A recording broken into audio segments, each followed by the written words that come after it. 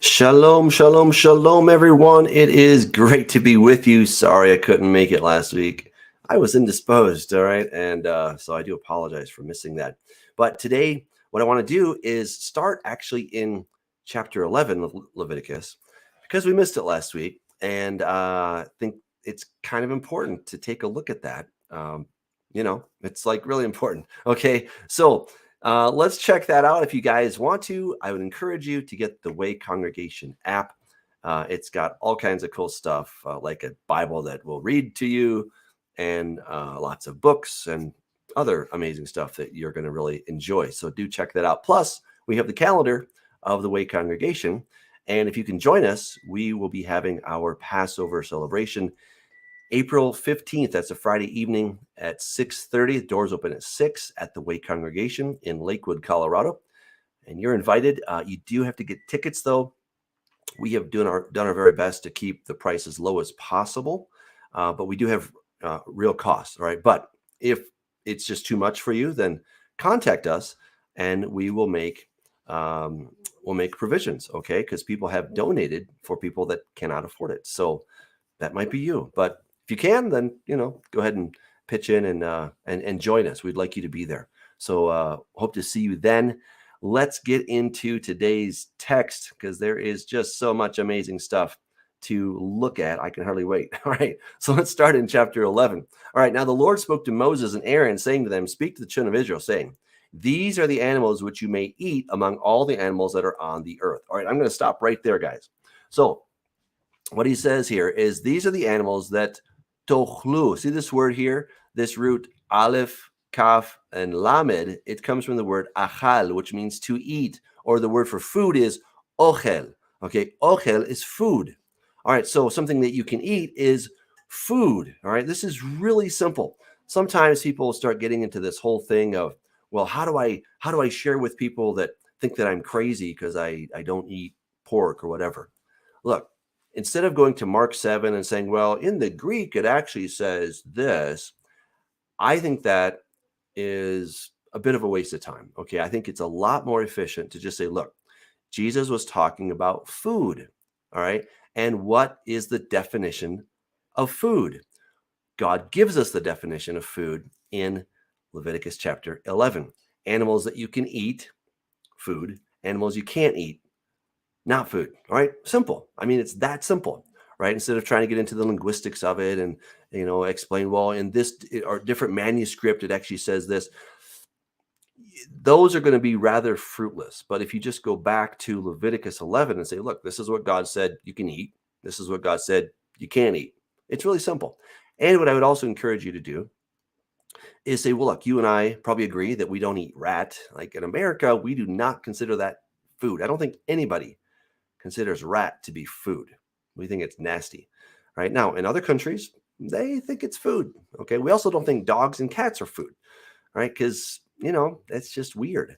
But in other countries, they eat those. So if you can help them understand it from that perspective, say, that's all we're talking about. And God is just saying that pig is on the list of things that you don't eat, right? And there's a number of things that are edible, but God says, no, they're not food. And understand that just because something is edible, it doesn't make it food, right? You can stick a lot of things in your mouth. Little children, when they're toddlers, they start walking around the kitchen, right? They start opening every door. And guess what? At their height, those, the doors where we put the Ajax and all the cleaning supplies and all the stuff that goes under the sink that's kind of dangerous. Maybe we even have Drano down there, right? The little child can put that in their mouth, but it doesn't make it food. In fact, it's quite deadly. That's why we have all these safety locks and, it's child safety protection little things so they can't get in, right? Because it's not food, but they don't understand that. They think anything you can put in your mouth is good, right?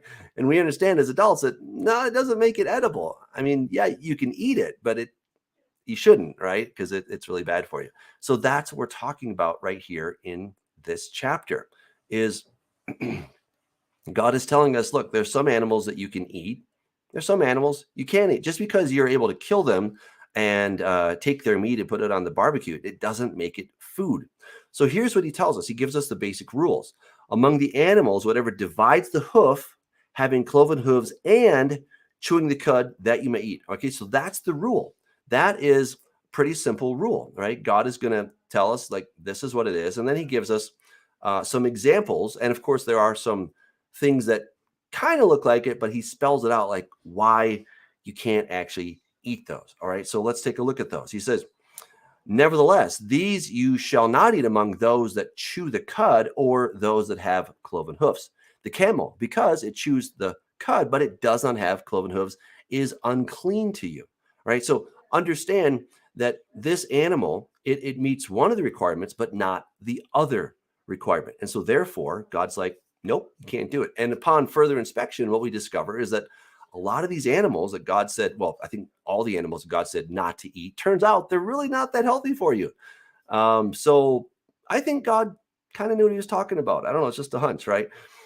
Then he says, the rock hyrax, because it chews the cud, but does not have cloven hooves, it is unclean to you. Now, let's take a look at this word tameh, all right? Tameh, unclean. Now, there's a little bit of confusion because as we've been going through the book of Leviticus, we have seen that if someone is unclean, then they might have to take an offering, a sin offering to the priest, and do that whole thing. You might say, well, wait a second, why is being unclean a sin? Well, we have to go back to the word sin, all right? The word chet, it just means to miss the mark. And you could be trying your best, doing your darnest, have all the right intentions, and still miss the mark. The miss the mark is the widest and broadest sense of not getting there that you can imagine, okay? And let's say that you're a nurse, you work in a hospital, and somebody comes in with a very contagious and deadly disease, right? You can be such a wonderful nurse and taking good care of them, but if you interact with that person in a wrong way, you might contract the disease. It has nothing to do with whether you're a good person or you pay your taxes or you love your family or any of these things. It's just, this is what happened, right? These are the facts. Okay, so when you start looking at this whole idea of something is a sin, it's that, well, there's a standard, and for whatever reason, you miss the standard. So clean is the standard, and unclean, well, that's missing the standard, right? It's not a moral issue necessarily. It's just you have germs, okay? You're contagious. That's what it's about. And the sooner you can understand this word, the easier it will be. In fact, when we get to chapter 15, it starts talking about emissions from the body. I think it becomes relatively clear, because I think we're all pretty much in agreement that if something starts oozing out of my body or your body, we're probably like, ooh, that's kind of gross, right? And we're going to do our best to clean it up. Depending what's coming out, we may want to, put it in a biohazard box, right? Because it's maybe that dangerous, right? So that's the way to understand this. And so God is saying, look, these animals are not good, whether they have germs or whatever, right? There's something about that animal that is not healthy for your body. And I think this is wonderful. I mean, I grew up eating pork and shrimp and all that stuff. And when I really started to consider this, I was like, wait a second, why are these things for people back then and not for me today? Why were they good for the ancient Israelites, but not good for the Christians? And if God said they're not good back then, did he suddenly change the animals and now they're absolutely healthy, or are they still unclean? And so these are the questions I had to wrestle with as I was going in this transition from eating unclean animals to only eating clean animals. And of course, that I had to explain to people why I was doing this. And one thing that I always try to do is I wasn't trying to convert other people in this belief. I simply wanted to understand it for me. And that was enough. And, when you start doing something for yourself with your own conviction, you know why you're doing it, you become a leader and people will begin to follow you. You don't have to go and hit them over the head with, you got to be doing this, or I can't believe that you're eating that. Just do what you need to do, what you understand and believe that God has called you to do with conviction, without judgment. And you'll discover that over time, people will slowly, maybe sometimes quickly, will start to follow what you're doing because you're inspiring them to take a new look at it. All right. So Yeah, God's put some amazing stuff in here for us, obviously. All right, the hare, because it chews the cud but does not have cloven hooves, is unclean to you. The swine, though it divides the hoof, having cloven hooves, yet does not chew the cud, is unclean to you. Now, this is, of course, the one that most Americans care the most about, right? They don't care about dogs and cats and rats and hyraxes and camels, right? Those are just never, ever on the menu, right? We don't have camels here. So we're not even concerned. Can I eat the camel or can't I? That's just not a thought. But pig, oh, yeah. I mean, that's definitely something that is on the menu. All right. Everyone's aware of this. So this is, of course, where we're going to get the pushback from people. But again, you don't have to try to convert these people. Just say, well, brother, that's fine. I'm not judging you. Feel free to do what you want to do. But this is what I understand Scripture is saying, and this is how I'm going to live my life. Okay. And it takes away a lot of the fight, which is really a nice thing. And then he says, their flesh you shall not eat, and their carcasses you shall not touch. They are unclean to you. So look, if you find a dead animal on the side of the road, pretty much any dead animal is going to be unclean to you. But some animals more so than others, right? So you want to make sure, of course, you wash your hands and everything. All right. These you may eat of all that are in the water, whatever in the water has fins and scales, whether in the seas or in the rivers, that you may eat. All right. So again, here's another rule. This is the rule. But of course, there are some exceptions. And so he goes on to explain what these basic exceptions are. But in all the seas or in the rivers that do not have fins and scales, all that move in the water or any living thing which is in the water, they are an abomination to you. They shall be an abomination to you. You shall not eat their flesh, but you shall regard their carcasses as an abomination. Whatever in the water does not have fins or scales, that shall be an abomination. I think God had to say it a few times because he wanted to get the point across, right? You got to have fins and scales, right? So if it doesn't have fins and scales, not eating it, right? So yeah, that throws out shrimp. But when you start to really look at the life of a shrimp, you're like, a shrimp is on the bottom of the ocean. And guess what it does? It eats all the garbage that comes down. Maybe that's not the best thing to have on your menu.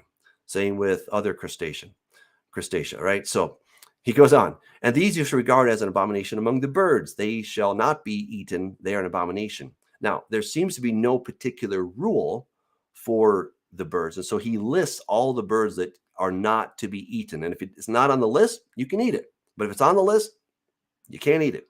All right. So the eagle, the vulture, the buzzard, I'm glad about that, right? These animals, what do? They eat other flesh, right? So not a good idea.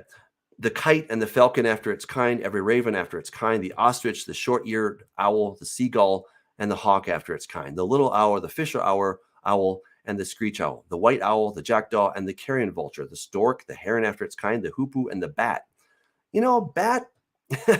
Now I understand about, whatever happened with the virus and all this different stuff. But one pretty good theory is that it might have come from that market in China, and they were selling some pretty exotic animals, among them bats. Okay. So again, I know that maybe the data is still out to some degree, but from what I've been reading, bat seems to be a pretty good candidate for maybe how it started, right?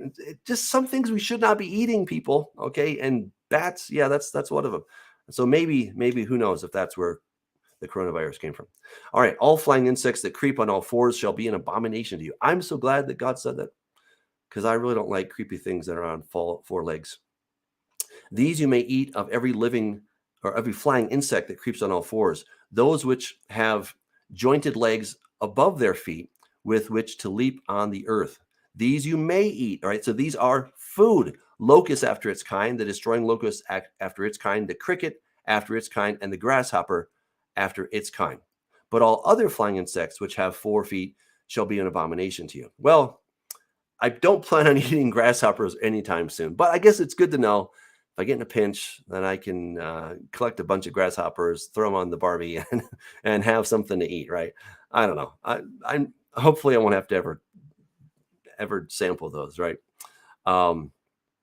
But these shall be, but these you shall become unclean. By these you become unclean. Whoever touches the carcass of any of them shall be unclean until evening. Look, I agree. I mean, bugs, yeah. Just picking them up. I always wash my hands after touching a bug. Right? If I swat it with the fly swatter, and I have to pick it up with my hands. I try not to, but if I have to, then I wash my hands. In fact, we have a little bunny, and our bunny is cute. I like to go and pet the bunny, but guess what? I always wash my hands after touching the bunny, because I understand, right, that hey, this is an animal, and even though it's a nice little sweet little animal, it's still an animal, and I like to wash my hands after doing that, just to be safe, because I think this is kind of at the heart of what God is talking about. The carcass of any animal which divides the foot, but is not cloven hoofed or does not chew the cud, is unclean to you. Everyone who touches it shall be unclean. And whatever goes on its paws among all kinds of animals that go on all fours, those are unclean to you. That would include dogs and cats and other stuff, right? Whoever touches any such carcass shall be unclean until evening. Whoever carries any such carcass shall wash his clothes and be unclean until evening. It is unclean to you. Now, understand, to be unclean, it just means there's certain things you can't do, right? For one, you probably have germs, right? That's probably the most obvious thing. Two, you can't go into the temple. And we've seen chapter 10 with Nadav and Abihu. Guess what? They went in and they did something they were not supposed to do. They were in close proximity to God, and that incredible fire of God just lashed out at them and devoured them, right? So that's a pretty serious thing. So really, it's for their own safety that they would remain unclean and could not go into the temple if any of these things had happened. And of course, the next chapter and the next chapter and the next chapter talk about all kinds of other things that will make you unclean. Doesn't make you a bad person. Doesn't mean that you're going to hell. It just means that you probably have germs, right? That's probably the modern way to say it, is that you got germs, or when you were in school, you said you have cooties or something, right? That's what it's talking about when we're talking about being unclean.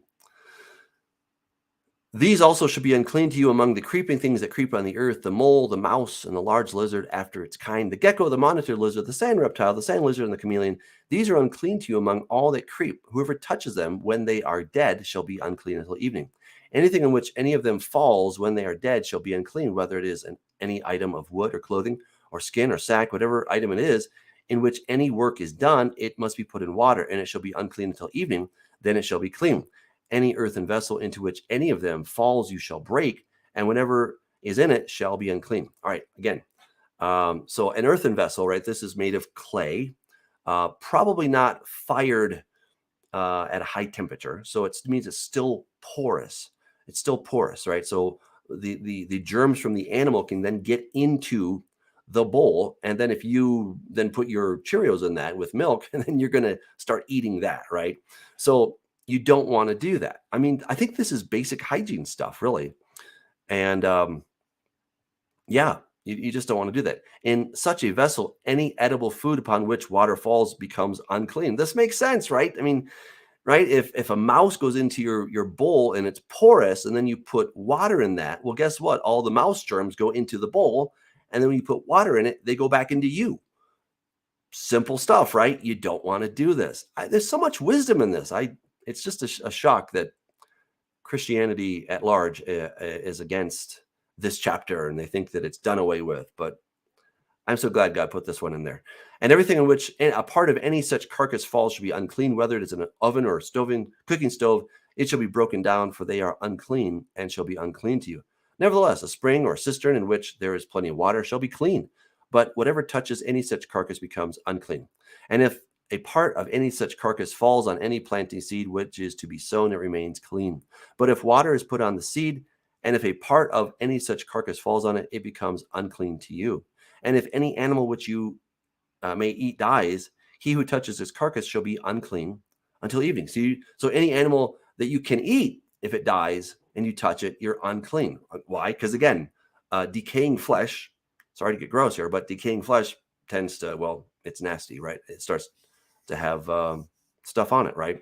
Bugs and all kinds of stuff that transmit disease. He who eats of its carcass shall wash his clothes and be unclean until evening. He also who carries its carcass shall wash his clothes and be unclean until evening. And every creeping thing that creeps on the earth shall be an abomination and shall not be eaten. Guess what? Those are not food, right? When it says shall not be eaten, that means it's not food. Whatever crawls on its belly, whatever goes on all fours. Okay, so crawls on its belly. Got to tell the people down in Florida, you cannot eat snake, right? If you catch them, you cannot cook them, right? Not good. Seems to me like common sense, but whatever. It also means crocodile is out, because that goes on all fours and kind of crawls on its belly, for more or less, right? You shall not make yourselves abominable with any creeping thing that creeps, nor shall you make yourselves unclean with them, lest you be defiled by them. For I am the Lord your God. You shall therefore consecrate yourselves, and you shall be holy, for I am holy. Neither shall you defile yourselves with any creeping thing that creeps on the earth. For I am the Lord who brings you up out of the land of Egypt to be your God. You shall therefore be holy, for I am holy. This is the law of the animals and the birds and every living creature that moves in the waters, and of every creature that creeps on the earth, to distinguish between the unclean and the clean, between the animal that may be eaten and the animal that may not be eaten. All right. So again, if you get into debate with somebody, just say, look, all we're talking about is what is food. Has God defined what is food? Yes, he has. Did God ever change the definition of what food is? No, he hasn't. And so if you can help them understand what is the definition of food, then when they want to go to passages such as Acts chapter 10, Peter's dream, or Mark chapter 7, where Jesus is disputing about washing hands, not about pork, by the way. Or if you go to 1 Timothy chapter 4, and he's talking about giving thanks for any creature that God created to be received with thanksgiving, right? Well, the answer to all of those is he created animals to be received with thanksgiving that are food, right? So cow, sheep, right? Chicken, etc. Those are to be received with thanksgiving because they're food. But snake, lizard, crocodile, eagle, whatever, shrimp, those are not to be received with thanksgiving because they're not considered food. They're defined as non-edible, not food, right? Simple. It's really simple. So I hope that helps you when you're talking about this with people, if you get into conversations with people. All right, let's move on to the next chapter. There's more to do. All right, Leviticus 12. Then the Lord spoke to Moses, saying, speak to the children of Israel, saying, if a woman has conceived. All right, so this is where we get the name of this parasha, right? Ki Tazria. Ki Tazria. There we go. Got it right. All right, so this is an unexpected word, right? Usually we have ki tahau ve talda, right? So if a woman conceives and bears a child, this is a very different form, right? Tazria, the word here is seed. And so if she causes seed somehow. Now, this is the essence of where the majority, I would say, or almost all of the rabbis who believe in the maternal lineage, establishing that somebody's a Jew through their mother's line versus their father's line. All right. So I just read an article about this, and they were saying that, because this is a very unusual word, it's almost as if there's no man involved. Not that there isn't, but the man is rather insignificant. All right. And so the point that the article was making, that if a woman has conceived and she bears a male child, then then the child shall be circumcised, right? In other words, he will become part of the covenant of the Jewish people because he was born to a woman, even though the father, is not present, but still this child will be considered Jewish. So this is kind of the Jewish perspective. And I understand what they're saying. I see their point. Not that I necessarily agree with tracing the lineage, the Jewish lineage, through the mother versus the father, right? But I see how, certainly there's a good point when you always know who the mother is, right? You don't always know who the father is, unfortunately. So it almost seems that God was saying, look, things are going to happen, and there's going to be some dads that become dads and don't want to remain dads, but the mother, well, she's in it for the long term.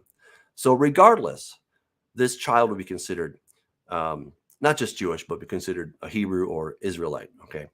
So, interesting stuff here. So if she has conceived and has born a male child, then she shall be unclean 7 days, as in the days of her customary impurity, she shall be unclean. Now, why is she unclean? Well, look, to all the mothers out there and to the dads that maybe got to sit in, okay, there's a lot of bodily fluids that are coming out of a woman during a birth, and there's a lot of bleeding that happens. right? Again, I'm preaching to the choir, I presume to many of you, okay?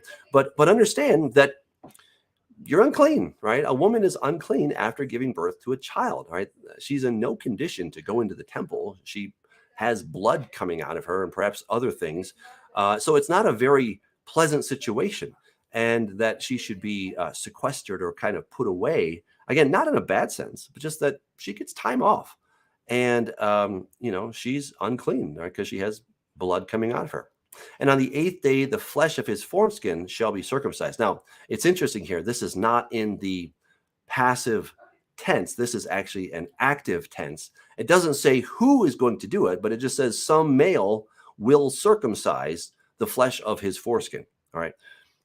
So, the New King James definitely has this wrong. Shall be circumcised is not what it says. It says that he will circumcise the flesh of his foreskin. Now, who he is, we don't know. All right. So interesting. It says, she shall then continue in the blood of her purification 33 days. She shall not touch any hallowed thing, nor come into the sanctuary until the days of her purification are fulfilled. Again, cannot go into the sanctuary, can't go into the temple or the tabernacle, because what? There's bodily stuff coming out of her, and she just has germs, which could potentially lead to disease. And as I recall from our 3 children, their mother needed time off because, well, that was a big deal. And so having some time off was not a bad thing. As far as I remember, I think it was actually a good thing. I think this is a benefit, not a bad thing. It's really a good thing that the mother can get to take time off. It's even in the Bible. You get to take time off. Now, what's interesting is, why are there only 33 days for a boy when there are actually 66 days for a girl? All right. Scripture does not explain that. My hunch, okay, this is just a hunch, I could be wrong, but my hunch is that there may be some hormones that are released during the birth of a boy that perhaps are not released during the birth of a girl, or vice versa. Okay. So again, I could be wrong, but that would be that's my best understanding of why there's more time allotted for the birth of a female instead of the birth of a male. So it says, but if she bears a female child, then she shall be unclean 2 weeks, as in her customary impurity, and she shall continue in the blood of her purification 66 days. When the days of her purification are fulfilled, whether for a son or a daughter, she shall bring to the priest a lamb of the first year as a burnt offering, and a young pigeon or a turtle dove as a sin offering to the door of the tabernacle of meeting. Now again, she hasn't done anything wrong. This is not a moral issue, right? But this is because God's presence is manifestly close to people. And so to keep everything kind of balanced, to keep God's fire from breaking out, there have to be certain things that are done to maintain that. Again, remember Nadav and Abihu, remember they took in strange fire, Esh Zarah, and it turned out really bad for them because they were not careful in dealing with God's presence. Think of God's presence like a nuclear bomb, right? And it's going to detonate. If you trip on it just the wrong way, boom, right? That's what's going to happen. And that's what happened to Nadav and Abihu.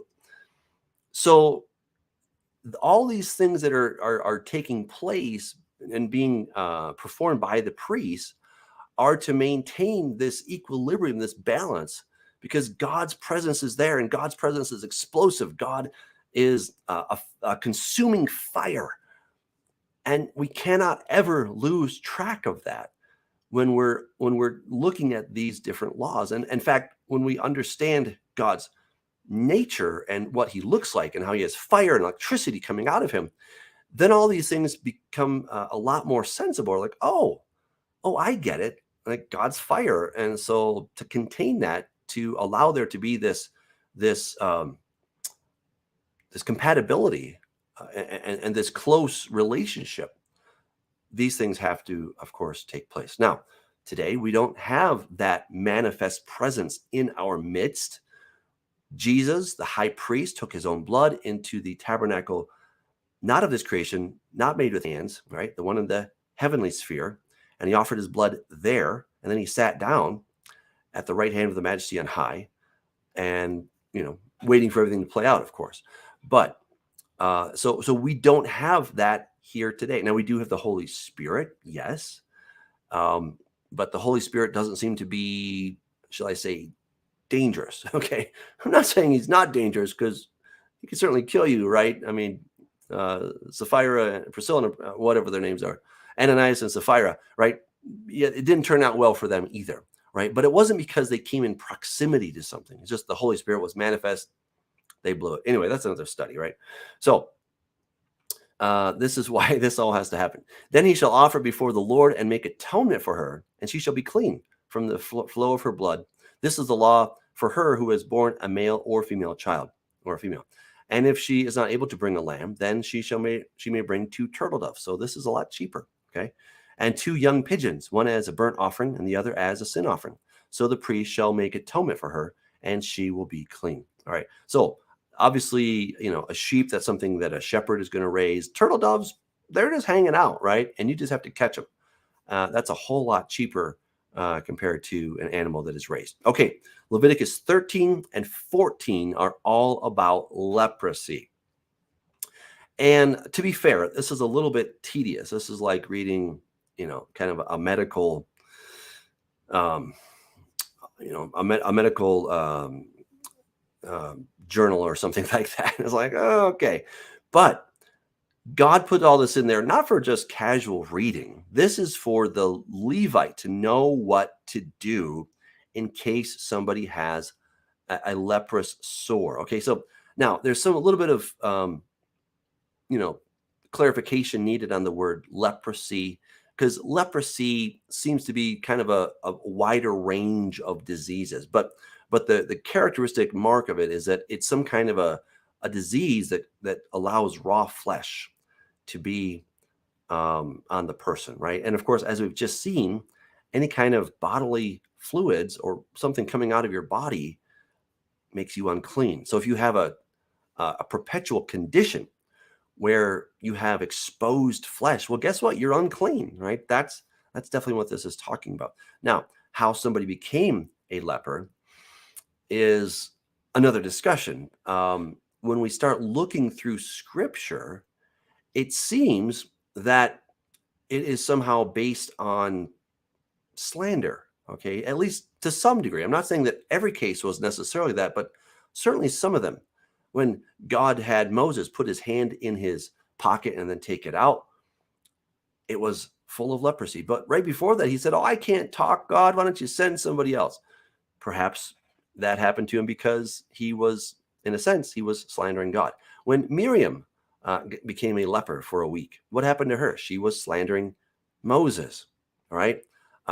When King Uzziah, one of the really a great king, but then at the end of his reign, he just got this delusion of grandeur, and he went into the temple, and he's like, pretty much with the attitude, I can do what I want. In a sense, he was committing slander, because he was going against what God said, and he was not listening to the priests, and he became a leper, right? So there's all these different examples of people becoming lepers, and it seems to be related somehow to the tongue. Again, I cannot say that every case of leprosy was related to slander of some sort, but it seems to be related. All right. And what's so significant about chapters 13 and 14 is when we get to the New Testament, Jesus is going to heal a bunch of lepers. Okay. So let's hold that thought. Let's get into this chapter. We'll come back to that, and then we will consider all of this in light of what Jesus did with the lepers that he encountered. When a man has on the skin of his body a swelling, a scab, or a bright spot, it becomes on the skin of his body like a leprous sore, then he shall be brought to Aaron the priest, or to one of his sons the priest. The priest shall examine the sore on the skin of the body, and if the hair of the sore on the sore has turned white, and the sore appears to be deeper than the skin of his body, it is a leprous sore. Then the priest shall examine him and pronounce him unclean. But if the bright spot is white on the skin of his body and does not appear to be deeper than the skin, and its hair has not turned white, then the priest shall isolate the one who has the sore 7 days.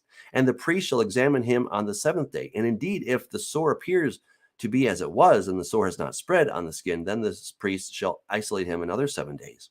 Then the priest shall examine him again on the 7th day. And indeed, if the sore has faded and the sore has not spread on the skin, then the priest shall pronounce him clean. It is only a scab, and he shall wash his clothes and be clean.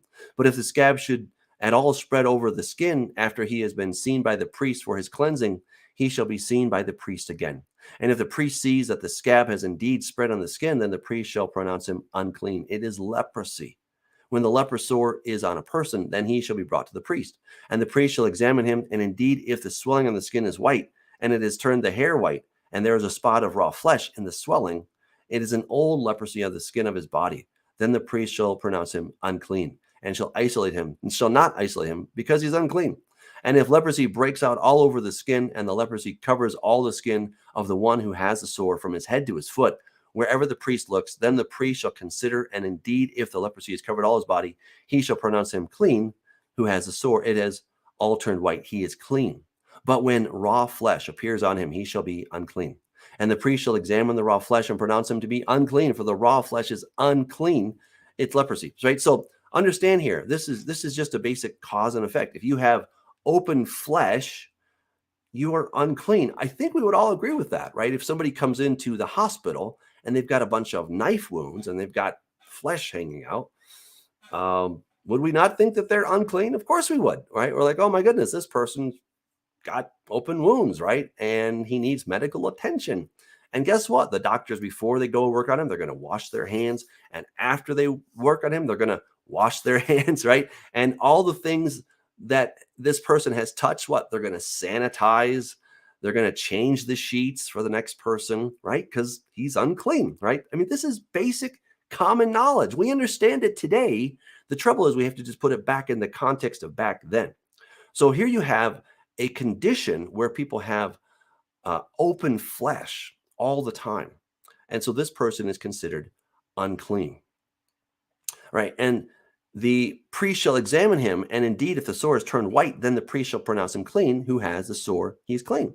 If the body develops a boil in the skin and it is healed, and in the place of the boil there comes a white swelling or a bright spot, reddish white, then it shall be shown to the priest. And if when the priest sees it, it indeed appears deeper than the skin, and its hair has turned white, the priest shall pronounce him unclean. It is a leper sore which is broken out of the boil. But if the priest examines it, and indeed there are no white hairs in it, and it is not deeper than the skin, but is faded, then the priest shall isolate him 7 days. And if it should at all spread over the skin, then the priest shall pronounce him unclean. It is a leper sore. But if the bright spot stays in one place and has not spread, it is a scar of the boil, and the priest shall pronounce him clean. So again, just looking at different scenarios, right? So if we have open flesh, but then it seems to be healing, okay, you're clean. But if it's open and it stays open, and we can see that the hairs have turned from their normal color to now a white color, well, then that is an unclean condition, right? This is the whole thing. And of course, this goes on and brings all this in detail, right? Or if the body receives a burn on its skin by fire and the raw flesh of the burn becomes a bright spot, reddish, white, or white, then the priest shall examine it. And indeed, if the hair of the bright spot is turned white and it appears deeper than the skin, it is leprosy broken out in the burn. Therefore, the priest shall pronounce him unclean. It's a leper sore. But if the priest examines it, and indeed there are no white hairs in the bright spot, and it is not deeper than the skin, but is faded, then the priest shall isolate him 7 days. And the priest shall examine him on the 7th day. If it has at all spread over the skin, then the priest shall pronounce him unclean. It is a leprous sore. Okay, let's back up for just a second. Remember when God was taking the children of Israel out of Egypt? What did he tell them? If you will stay in my word, then none of the diseases of Egypt will come upon you. Wow, right? What a promise. But now here he's talking about what you're going to do with leprosy. Well, here's the deal, right? God knows the future, right? And he's giving out instructions for what is going to happen, right? It already happened once, well, twice, Moses and then Miriam, right? So we're not quite there yet. That'll be in Numbers, right? So here's what you have to do in case something happens, right? Because, well, life happens. And even though God is giving these wonderful commandments, and if people will follow them and keep them, the whole country will just do this whole thing, then it's going to be splendid. But guess what? People don't always do what they're supposed to do. Sometimes there's that hardness of heart. There's a sense of, I don't want to. There's a rebellion. There's a sense of forgetfulness. That sometimes you just miss the mark and things happen. And so God is saying, okay, here's what the priest needs to know. And they're very detailed instructions. And to which we kind of read it. It's like reading the instruction book. It's like, it's exciting as reading, the manual for an IKEA shelf you got to put together, right? It's not exactly exciting reading, but it's necessary, right? When you're trying to put that shelf together, guess what you need? You need the instruction booklet, because that tells you step one, do this, right? They got pictures nowadays. It's great. But you really need that booklet to give you the detailed instructions and show you, here are the pieces, here's all the screws that you should be seeing. If you're missing some, then you're in trouble. Okay. So this is a manual for the priest, so he can know exactly what to do, because somebody's life is going to depend on it. All right. Now, what's interesting is when we get later in the text, I mean, like a lot later. Okay. So let's go to Luke 17:12. All right. So Jesus is coming into a certain village. There met him 10 men who were lepers, who stood afar off. And they lifted up their voices and said, "Jesus, Master, have mercy on us." So when he saw them, he said to them, "Go show yourselves to the priests." And so it was, as they went, they were cleansed.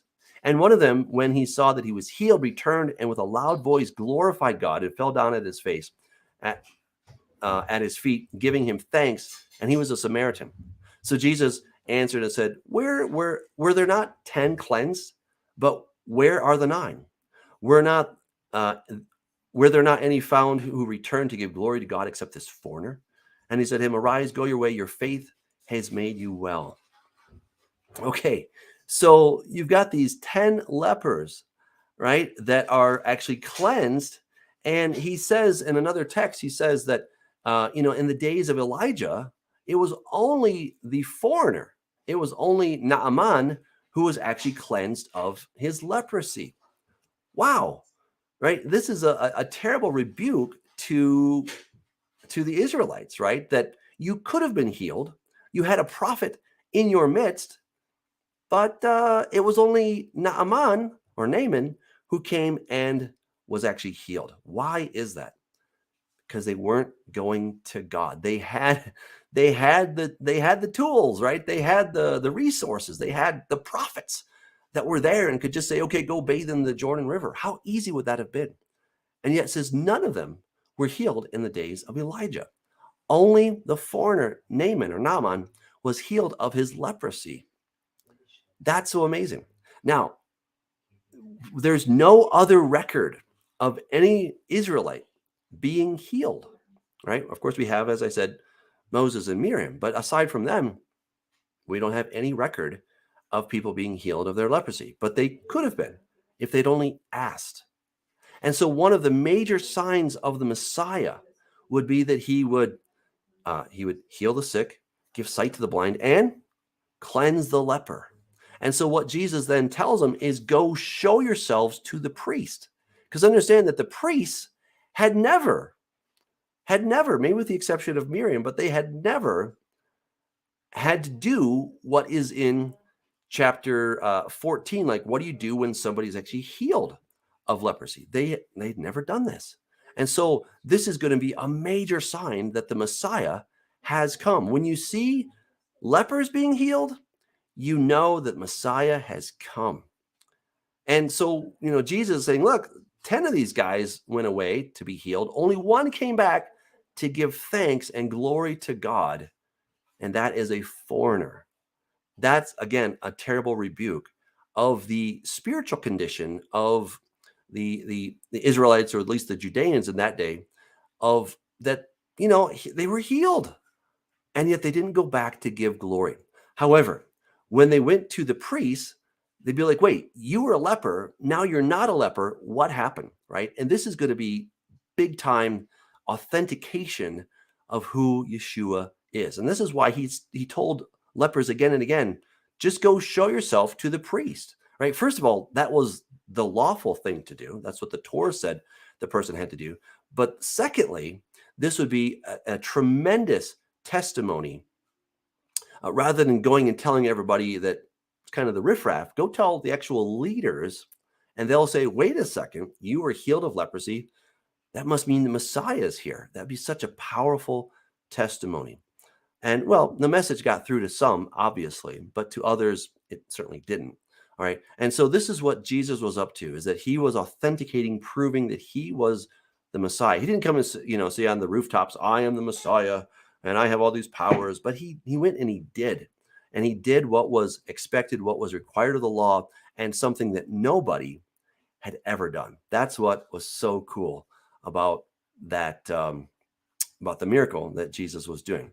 All right, I'm going to take a look here and just see if you guys have any questions. I just want to see if there's anything that I need to consider. Okay, Frederico says, tuna is unclean, right? Well, no, I don't think so. I mean, I hope not, because I love tuna. Last I knew, tuna is clean.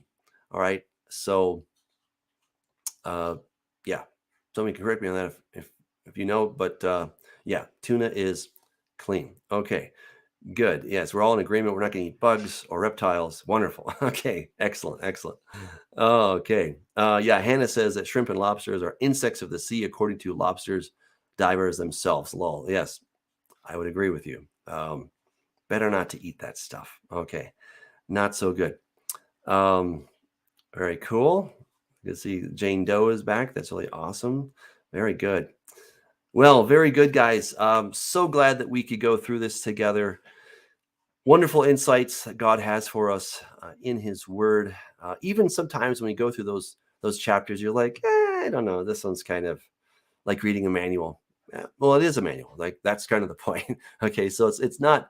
You're not going to get something deep and spiritual, on the first glance. But when you spend a little time in it and you let it just saute and just kind of savor the flavor, you're like, oh, okay, I'm beginning to see some connections between these different things. Okay, and I want to point out one more thing, because this one is really interesting, which is in Revelation chapter 16.